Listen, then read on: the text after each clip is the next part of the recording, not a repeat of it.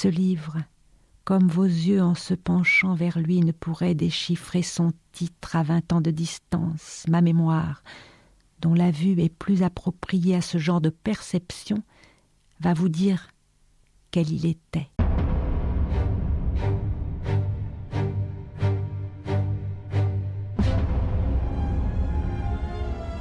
Sur la lecture de Marcel Proust.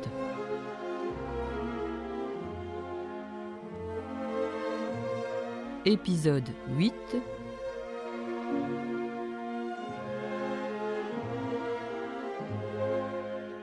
Mais si je crois que la lecture, dans son essence originale, dans ce miracle fécond d'une communication au sein de la solitude, est quelque chose de plus, quelque chose d'autre que ce qu'a dit Ruskin, je ne crois pas malgré cela qu'on puisse lui reconnaître dans notre vie spirituelle le rôle prépondérant qu'il semble lui assigner.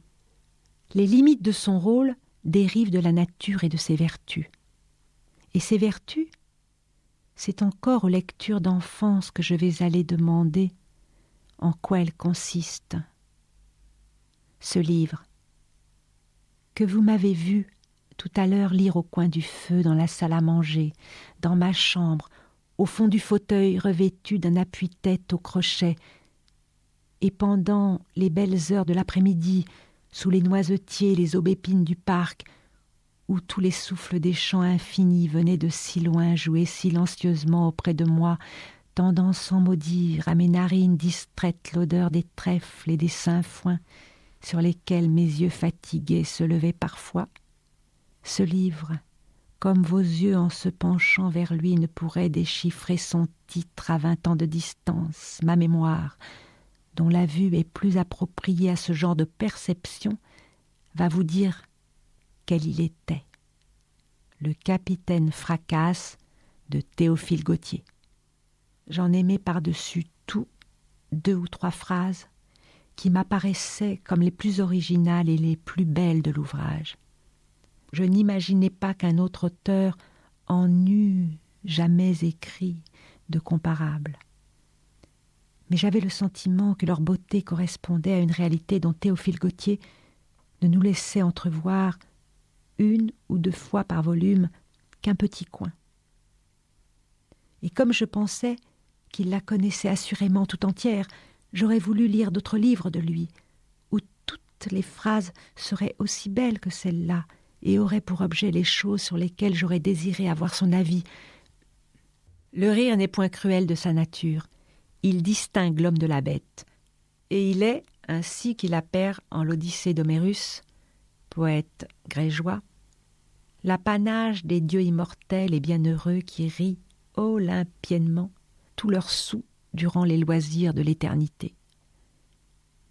Cette phrase me donnait une véritable ivresse. Je croyais apercevoir une antiquité merveilleuse à travers ce Moyen-Âge que seul Gautier pouvait me révéler.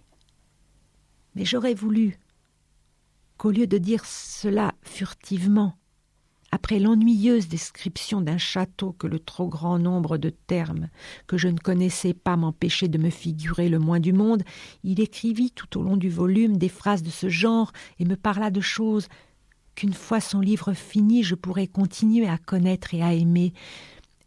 J'aurais voulu qu'il me dît, lui, le seul sage détenteur de la vérité, ce que je pensais au juste de Shakespeare, de Saintine, de Sophocle, d'Euripide, de Silvio Pellico, que j'avais lu pendant 1 mois de mars très froid, marchant, tapant des pieds et courant par les chemins chaque fois que je venais de fermer le livre, dans l'exaltation de la lecture finie, des forces accumulées dans l'immobilité et du vent salubre qui soufflait dans les rues du village.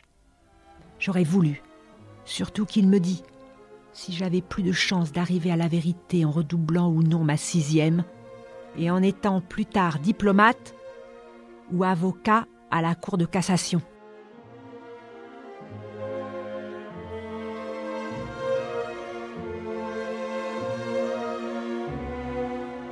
C'était Sur la lecture de Marcel Proust. Télérama Radio.